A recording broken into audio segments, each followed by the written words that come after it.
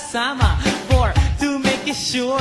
Isa lang ang aking napuna, lahat sila demure. Kaya ang sabi niya, hey Andrew, I would like you to meet my friends. And believe me, lahat sila ay my Mercedes-Benz. This is Anna, this is Karen, this is Tanya, this is Jill.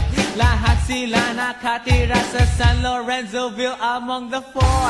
Kay Anna, ako na patingin. At pagkatapos nun si Anna ay biglang lumapit sa akin. Tinanong niya ako, hey Andrew, can I have your number too? Sumagot ako, 801-6722. Okay then, kami nag-party, yo, to the break of dawn. Umuwi ako ng bahay, then natulog ako maghapon. And you know, ako'y ginising, and talagang na-shock, cause nag-ring ang aking phone. Kaninang 2 o'clock, so I got my wireless telephone. Ang sabi ko, hello? Sumagot siya, hey Andrew, can I ask you, can you go? Ang sabi ko, Anna, go where? Ang sabi niya, come over here. Andrew, let's eat some pizza, and Andrew, let's drink some beer. So, after 20 minutes, I was knocking at her door. Nakita ko si Anna, she was lying on the floor. Ako'y kanyang tinawag, and you know, alam niyo ba? Ang sabi niya sa akin, Andrew, Andrew, are you ready na?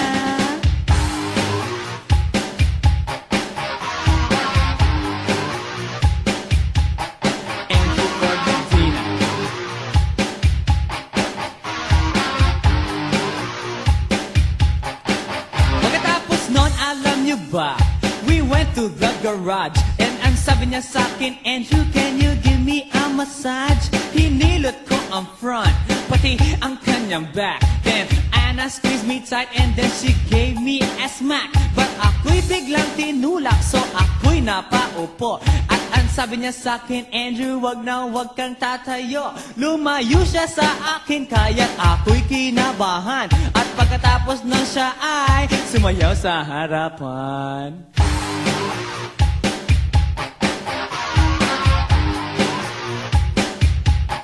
Andrew Ford Medina.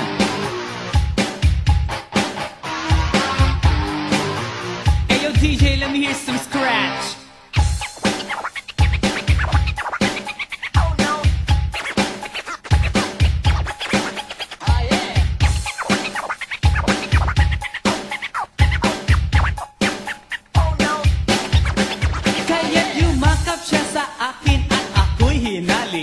Nanggigigil siya sa akin, ayaw niya akong tigilan. At ang sabi niya, Andrew, I wanna make love with you.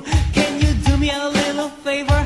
Can I always be with you? But ako'y biglang nagulat nang bumukas ang pinto.